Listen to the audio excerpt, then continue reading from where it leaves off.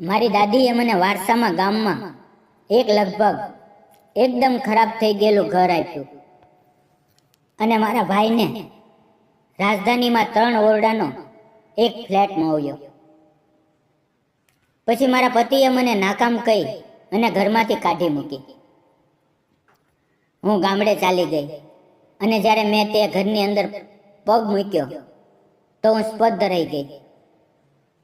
મિત્રો, ચેનલને સબસ્ક્રાઇબ કરો અને કહાની શરૂ થાય તે પહેલાં અમને કોમેન્ટમાં જણાવો કે તમે કયા શહેરમાંથી જોઈ રહ્યા છો. હવે કહાનીનો આનંદ માણો. વકીલ આકાશ શર્માની ઓફિસમાં એક સન્નાટો પથરાયેલો હતો.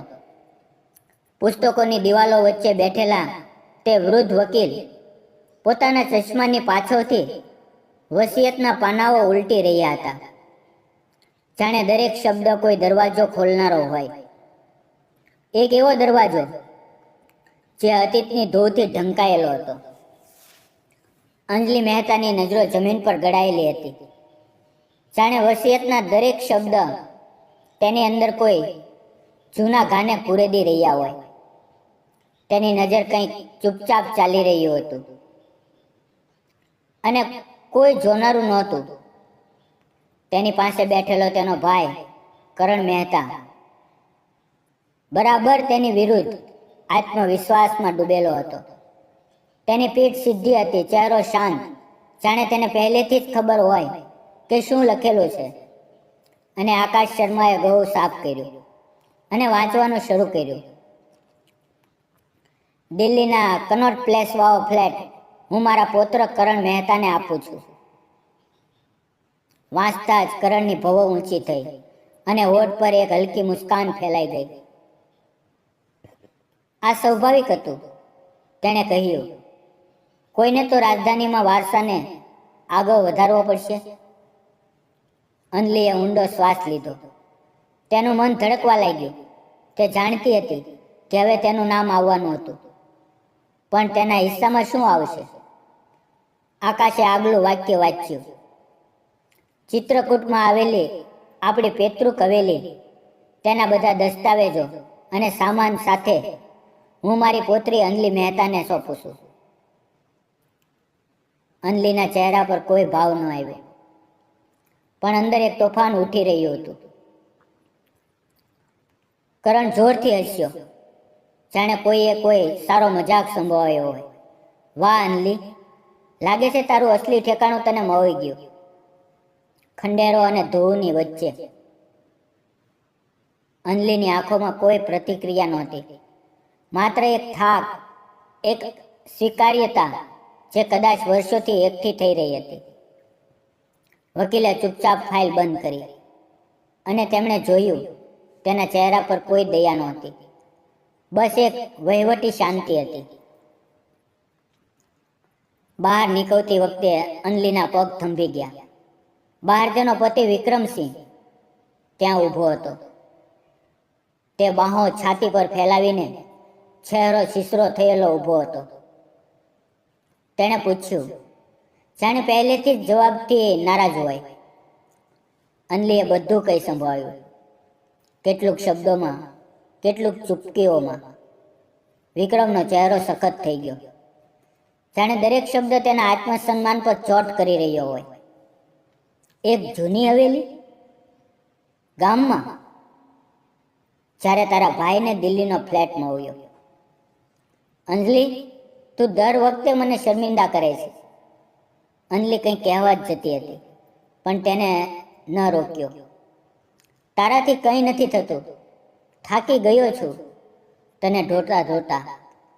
હવે વધુ નહીં. તેના શબ્દો અંજલિને કટારીની જેમ ગળામાં ઉતરી ગયા. તે પોએ કરણની હસવી કરતા આ ચોટ વધુ લાગી. તે માત્ર વસિયતમાંથી નહોતી નીકળી, તે એક ખોટા સંબંધમાંથી પણ બહાર નીકળી ચૂકી હતી. લગ્ન, વિશ્વાસ, તે બધું જે તેણે વર્ષોથી પોતાનું સમજ્યું હતું, અચાનક કોઈએ તેની પાસેથી છીનવી લીધું હતું. હવે તેની પાસે માત્ર એક ચાવી હતી, ચિત્રકૂટની, તે જૂની હવેલીની, અને એક ખામોશ શબ્દ જે દરેક પગલે પીછો કરતો હતો. હું ક્યાં જાઉં? જ્યારે રિક્ષા લઈને તે ઘરે પહોંચી તો દરવાજા પર તાળું લાગી ગયું હતું. વિક્રમે તેનો બધો સામાન બહાર મુકાવી દીધો હતો. બોક્સમાં બંધ તેની યાદો, કપડાં, પુસ્તકો અને કેટલીક તસવીરો, જે હવે માત્ર અતીત હતી. કોઈએ કોઈ જવાબ ન આપ્યો, કોઈએ માફી ન માંગી. અંજલિએ એક છેલ્લી વાર પાછો જોયું અને આગળ વધી ગઈ. રેલવે સ્ટેશન સુધી પહોંચી ગયો. તેને માત્ર એક જ વસ્તુએ થાંભી હતી, તે ચાવી, જે તેની હથેળીમાં બંધ હતી, અને એક નામ, ચિત્રકૂટ. ટ્રેનમાં બેસતા જ તેણે બારીની બહાર જોયું, પણ તે કોઈ દ્રશ્ય નહોતી જોઈ રહી. તે તો અંદર જોઈ રહી હતી, પોતાના તૂટેલા ટુકડાઓને. શું તે તેમને ફરીથી જોડી શકશે? તેની હથેળીમાં પરસેવો હતો, પણ ચાવી ઠંડી હતી. જાણે તે હવેલી હજુ પણ તેની રાહ જોઈ રહી હોય. ટ્રેન યાત્રા શરૂ થઈ અને અંજલિનું નવું જીવન પણ. ચિત્રકૂટની હવેલી દૂરથી એવી જ દેખાતી હતી જેવી અંજલિએ કલ્પના કરી હતી. જૂની, થાકેલી અને સમયથી પાછો છૂટી ગયેલી. પણ જેવો તેણે દરવાજો ખોલ્યો અને અંદર પગ મૂક્યો, કંઈક વિચિત્ર લાગ્યું. દિવાલો પર કોઈ ઝાલર નહોતી, ફ્લોર ચમકી રહ્યા હતા, ફર્નિચર પર ધૂળ નહોતી. દરેક ઓરડો એવો સજાવેલો હતો જાણે કોઈ હમણાં જ ઉઠ્યું હોય અને દરવાજો ખુલવાની રાહ જોઈ રહ્યું હોય. અંજલિ ધીમા પગલે આગળ વધી. હોલની દિવાલો પર લટકતી જૂની તસવીરો તેની નજરોથી અથડાઈ. તે તસવીરોમાં કેટલાક ચહેરા પરિચિત હતા, વધુ તો અજાણ્યા, પણ તે બધામાં એક સમાનતા હતી. જાણે બધાની નજરો તેના પર જ ટકેલી હોય, તેને જોઈ રહી હોય, તેને ઓળખવાની કોશિશ કરી રહી હોય. તે એક તસવીર સામે ઘણી વાર ઊભા રહીને તેને જોઈ રહી. એક વૃદ્ધ મહિલા, તેની દાદી સવિતા દેવીની, જે એક છોકરીના માથે હાથ મૂકીને મુસ્કુરાતી હતી. તે છોકરી તે હતી અંજલિ, કદાચ 6 કે 7 વર્ષની ઉંમરની. તેને યાદ આવ્યું દાદીનો અવાજ, કહાનીઓ જે તે સંભળાવતી હતી, અને તે બપોરે જ્યારે તે સાથે ફૂલ વીણતા હતા, તે રસોઈમાં બેસીને અથાણાના માટલા સજાવતા હતા. તેની આંખો ભીંજાઈ ગઈ. હવેલીની અંદર ચાલતા ચાલતા જ્યારે તે પાછલી દિવાલ તરફ વધી, એક હલકીસી ખરોચ દેખાય, દિવાલના રંગથી થોડી અલગ. તેણે ધીમેથી તેને સ્પર્શ કર્યો અને પછી જેવું જોર લગાવ્યું, ત્યાંની લાકડાની પેનલ ખસી ગઈ. પાછો એક દરવાજો હતો. દિલની ધડકન ઝડપી થઈ ગઈ. તેણે શ્વાસ રોક્યો અને દરવાજો ખોલ્યો. સામે એક સાંકડી સીડી નીચે જઈ રહી હતી. અંધારામાં હાથ વધારતા તે નીચે પહોંચી. ઓરડાની હવા ઠંડી હતી, પણ તેમાં એક પરિચિત ગંધ હતી, જૂના પુસ્તકોની, સૂકા પાનાઓની, જે યાદોની દિવાલો સુધી જતી હતી. અલમારીઓ પુસ્તકોથી ભરેલી હતી, સંસ્કૃત, ઉર્દુ, ફારસી, અંગ્રેજી, દરેક ભાષામાં દુર્લભ ગ્રંથ. કેટલાકના બંધ ચામડાના હતા, કેટલાક પર સોનેરી મહોર, કેટલાક હસ્તલિખિત. તેના પગ થંભી ગયા. તે એક પળ માટે બધું ભૂલી ગઈ, ધોકો, અપમાન, એકલતા. અહીંયા આ પાનાઓમાં કંઈ હતું જે માત્ર તેનું હતું. એક ખૂણે જૂની લાકડાની મેજ હતી. નીચે ઝૂકતા તેને કાટ લાગી ગયેલી એક લોખંડની નાની સી તિજોરી નજરે પડી. તેણે ઝૂકીને તેને ખેંચી. તિજોરી પર કોઈ પાસવર્ડ હતો. વિચારમાં પડી ગઈ. પછી ધીમે તેણે પોતાની જન્મ તારીખ નાખી, 1991. એક ધીમી ક્લિક થઈ, તિજોરી ખુલ્લી ગઈ. અંદર ઢગલા બંધ લિફાફા હતા, કેટલીક જૂની તસવીરો અને કાગળોની એક ગડ્ડી. પહેલો લિફાફો તેણે કાપતા હાથે ઉચક્યો. તેના પર લખેલું હતું, મારી પ્યારી અંજલિ માટે. તેણે વાંચવાનું શરૂ કર્યું. પ્રિય અંજલિ, મને ખબર છે કે જ્યારે તું આ પત્ર વાંચી રહી છે, તારા મનમાં ઘણા બધા પ્રશ્નો હશે. કદાચ ગુસ્સો પણ સાંભળ, કરણને મેં તે આપ્યું જે તે ઈચ્છતો હતો, દોલત. તને મેં તે આપ્યું જે તારા જીવનને બદલી શકે છે. જળ, યાદો, જ્ઞાન, આ લાઇબ્રેરી તારો અસલી વારસો છે. તું આની રખવાળી કરનારી છે. અંજલિની આંખોમાંથી આંસુ વહેવા લાગ્યા. પણ આ વખતે તે દુઃખના નહોતા. આ પહેલી વાર હતી જ્યારે કોઈએ તેને આ રીતે જોઈ હતી. તેની અંદર છુપાયેલા મૂલ્યને ઓળખ્યું હતું. ફોટામાં તે અને દાદી કોઈ બગીચામાં બેઠેલા હતા. હસતા હસતા તેણે તસવીરને છાતીથી વળગાડી લીધી. બીજે દિવસે સવારે જ તેણે વિસ્તારના એક વિદ્વાન પુરાતત્વ સંરક્ષક રમેશ યાદવને બોલાવ્યા. તે ખાદીના કુર્તામાં આવ્યા. આંખોમાં અનુભવની ચમક હતી.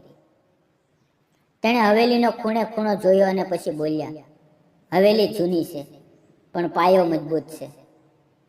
બાળપણમાં હું પણ અહીંયા આવતો હતો. તમારા દાદી મોટી વિદુષી હતી.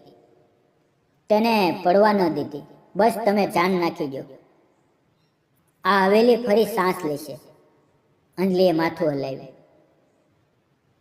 2 દિવસ પછી અર્જુન મલ્હોત્રા દિલ્હીથી આવ્યા. જૂના ગ્રંથોના નિષ્ણાત. તે એક હસ્તલિખિત ગ્રંથને ઉલટતા રોકાયા. તેના બંધન પર એક સોનેરી મોહર હતી. તેમણે મુસ્કુરાતા કહ્યું, અંજલિ, આ પુસ્તકની કિંમત તારા ભાઈના ફ્લેટ કરતાં ક્યાંય વધુ હોઈ શકે છે. અને અહીંયા અનેક એવા દુર્લભ પુસ્તકો છે. અંજલિ અવિશ્વાસથી તેમને જોઈ રહી. શું આ બધું સાચું આટલું મૂલ્યવાન છે? અર્જુને ઊંડી નજરથી તેને જોયું. મૂલ્યવાન? મૂલ્યવાન તે લોકો માટે જે સમજે છે. તમારી પાસે ખજાનો છે જેને ન કોઈ ચોરી શકે, ન ખરીદી શકે. તે રાત્રે મોડે સુધી તે લાઇબ્રેરીમાં બેઠી રહી. દાદીના પત્રો વચ્ચે, તે પુસ્તકો વચ્ચે અને પોતાની અંદરની એક નવી અવાજ સાથે. અચાનક મોબાઈલ વાગ્યો. સ્ક્રીન પર કરણનું નામ ચમક્યું. તેણે કોલ ઉપાડ્યો. અંજલિ? કરણનો અવાજ સડેલો હતો. આપણે વ્યવહારિક બનવું જોઈએ. તને નથી ખબર આ જગ્યાનું શું કરવું છે. ચાલ સમજદારીથી કામ લઈએ. હું તને મારો ફ્લેટ આપી દઉં અને હવેલી મને આપી દે. આ તારા વશની વાત નથી. અંજલિ ચૂપ રહી. કેટલીક પળો માટે તેના મનમાં શબ્દો ગૂંજતા રહ્યા. તું રખવાળી કરનારી છે જેને ખરીદી ન શકાય. તેણે શ્વાસ લીધો અને જવાબ આપ્યો, ના કરણ, આ વખતે હું જાણું છું કે મને શું જોઈએ. ફોન કપાઈ ગયો. પહેલી વાર તેણે પોતાને મજબૂત અનુભવ્યું. જાણે જમીન પર તેના પગ નીચે ફરીથી બની રહી હોય. ઓરડામાં પાછા ફરતા તેની નજર એક જૂની અલમારી પર પડી. હવેથી ધક્કો આપતા જ એક નાની સી દરાર ખુલ્લી અને ત્યાં એક ચાવી મૂકેલી હતી અને સાથે એક નકશો જેના પર કેટલાક નામ મીટાયેલા હતા અને માત્ર એક જગ્યા ઘેરાયેલી હતી, નીલ ગુફા. અંજલિના હાથમાં તે ચાવી હતી. પણ હવે પ્રશ્ન હતો, આનાથી શું ખુલે છે? અંજલિની રાતો હવે પહેલા જેવી નહોતી. તે હવે સૂની કે તૂટન ભરી નહોતી. તે પ્રશ્નથી ભરેલી હતી, પણ ડરથી નહીં, જિજ્ઞાસાથી. પુસ્તકાલયની અંદર કલાકો વીતી જતા પણ તેને સમયનો અંદાજ પણ નહોતો થતો. તે પુસ્તકોના પાનામાં ખોવાઈ જતી, જાણે દરેક વાક્યમાં તેની દાદી સવિતા દેવીની કોઈ નવી પડછાયા છુપાયેલી હોય. દરેક શબ્દ, દરેક શાહીની લીટીમાં એક અતીત સાંસ લઈ રહ્યું હતું. અને અંજલિની અંદર હવે એટલું ધૈર્ય આવી ગયું હતું કે તે સાંસોને અનુભવી શકે. તેને ક્યારેક લાગતું કોઈ પાનું ઉલટતા જ તેની પાછળ દાદીની આહટ છે. જાણે કોઈ કહી રહ્યું હોય, તું છે અસલી વારસદાર. મનથી, લોહીથી, નામથી નહીં પણ આત્માથી. એક સાંજે જ્યારે તે એક જૂની ફારસી પુસ્તકના હાંસિયામાં કેટલાક નોટ વાંચી રહી હતી. તેનો ફોન ફરી વાગ્યો. કરણ. તે કેટલીક પો જોઈ રહી. ચહેરા પર પહેલા જેવો ગુસ્સો કે કોઈ નિશાન નહોતા. હવે તેની લાગણીઓમાં તેણે કોલ ઉપાડ્યો. હજુ પણ એક વખત છે. કરણના અવાજમાં ઝંખવાહટ હતી. તે હવે માત્ર બોજ છે. રખરખાવ, મરામત, સફાઈ, તેનો કોઈ અંત નથી. તું થાકી જશે, પછતાશે. અનલીએ પુસ્તક બંધ કર્યું અને ઊંડી સ્થિર અવાજમાં કહ્યું, તું ખોટો છે કરણ. આ ઘર બધું છે. મારી કહાની અહીંથી જ શરૂ થાય છે અને અહીંયા જ પૂરી છું. તેણે ફોન કાપી નાખ્યો. કોઈ સ્પષ્ટીકરણની હવે જરૂર નહોતી. તેની અંદર કંઈક સ્થિર થઈ ગયું હતું. આત્મસન્માન જે વર્ષોથી ડગમગાતું રહ્યું હતું હવે અડગ થઈ ગયું હતું. હવે તે માત્ર કોઈની છોડેલી પત્ની નહોતી, નાન તે તિરસ્કૃત બહેન નહોતી. તે હવે તે ધરોહરની સંરક્ષણ બની હતી, જે શબ્દોમાં નહીં પરંપરામાં હતી, જે પુસ્તકોમાં નહીં દૃષ્ટિકોણમાં હતી. તે સીધી રમેશ યાદવ પાસે પહોંચી અને વગર કોઈ હિચકિચાટ બોલી, શરૂ કરો. પૂરું માળખું ફરીથી જીવવું જોઈએ. જે કંઈ જરૂરી છે તે કરો. રમેશની આંખોમાં ગર્વ હતો. તેમણે માથું હલાવ્યું અને કામે લાગી ગયા. હથોડીની પહેલી ચોટ જાણે અનલીના દિલમાં પણ એક નવી ધડકન શરૂ કરી દીધી. દરેક બારીની મરામત, દરેક દિવાલનું પ્લાસ્ટર અનલી જોઈ રહી હતી કે હવેલી માત્ર ઈટ પથ્થરની વસ્તુ નહોતી. આ એક સાંસ લેતી આત્મા હતી. આજ સાથે અર્જુન મોહનોત્રા અને અનલીએ મળીને પુસ્તકાલયની યાદી બનાવવાનું શરૂ કર્યું. ગ્રંથોની તપાસ, સંરક્ષણની પદ્ધતિઓ અને તે બધાના ઇતિહાસની શોધ. અનેક પાનાઓ પર હસ્તાક્ષર હતા, જેમાં નવાબો અને મહારાજાઓના નામ ઉભર્યા. અવધના દરબારથી લઈને કોલકાતાના સંસ્કૃત કોલેજ સુધી એક દુર્લભ અભિલેખમાં લખેલું હતું કે અનલીના પૂર્વજોએ વિદ્વાનોને સંરક્ષણ આપ્યું હતું અને પુસ્તકાલય ક્યારેક જાહેર જ્ઞાનનું કેન્દ્ર હતું. કરણની આંખો ચમકી ઉઠી. અનલીજી, આ ધરોહર માત્ર તમારી નથી, આખા દેશની છે, પણ તમે તેની સંરક્ષણ છો. અનલીએ હસતા હસતા માથું ઝુકાવ્યું. અનેક રાતો પછી એકાંતમાં બેસીને તેણે દાદીની લખેલી છેલ્લી ચિઠ્ઠીને ફરીથી વાંચી અને ધીમા અવાજમાં બોલી, ધન્યવાદ દાદી. તમે મારા પર વિશ્વાસ કર્યો જ્યારે કોઈ બીજાએ ન કર્યો. હવે હું પણ પોતાના પર વિશ્વાસ કરું છું. તેણે પુસ્તક બંધ કર્યું. ઓરડામાં એક શાંતિ હતી, બહારની ન અંદરની, પણ કોઈ ત્રીજા સ્તરની. તેને હવે કરણની સ્કૃતિની જરૂર નહોતી, ના વિક્રમની નજરોમાં પોતાને સાબિત કરવું હતું, પણ તેને માત્ર પોતાની નજરોમાં ઊભા રહેવું હતું. અને તે ઊભી હતી, પૂરા કદથી, પૂરી આત્માથી. જૂની હવેલી હવે ન ભાર હતી ન બોજ. તે હવે હૃદય હતું. કુટુંબની પરંપરાની અને અનલીની પોતાની પુસ્તકાલય હવે ધોવું નહોતું, તે જીવંત ધરોહર હતું. એક એવી જવા જેને હવે અનલી બૂઝવા નહીં દે. એક સવારે જ્યારે સૂર્ય નહીં પણ અંદરનો ઉજાસ તેની અંદર જાગ્યો, તે મુસ્કરાઈ. તેના હાથમાં એક પુસ્તક હતું, કદાચ સૌથી દુર્લભ. પણ હવે ડર નહોતો, બસ એક શાંતિ હતી. કારણ કે હવે તેને ખબર હતી કે તે જ્યાં હતી ત્યાં તેને હોવું જોયું. તેણે મેજ પર પડેલી તે રહસ્યમય ચાવી ઊંચકી, તે જે નકશા સાથે મળી હતી, અને નકશાને ફરીથી ખોલીને જોયું. નીલ ગુફા, તે નામ હજુ પણ ઘેરાયેલું હતું. તેણે દિવાલ પર લટકતી એક તસવીરને ધ્યાનથી જોઈ. સાવિત્રા દેવી, તેમની પાછળ એક ખડકાવો વિસ્તાર, તે જે નકશામાં દર્શાવેલો હતો. અનલીની આંગળીઓ ધીમે ધીમે નકશાની રેખાઓને સ્પર્શ કરી રહી હતી. હવે આ બધું માત્ર ઇતિહાસ નહોતું, હવે આ એક નવી શરૂઆત હતી. મિત્રો, કહાની અહીંયા સમાપ્ત થાય છે, પણ અંજલિની સફર હજુ ચાલુ છે. ફરી મળીએ આવતીકાલે એક નવા ભાગની અંદર. ત્યાં સુધી આવજો. વિડીયો પૂરો જોવા બદલ આપ સૌ મિત્રોનો ધન્યવાદ મિત્રો.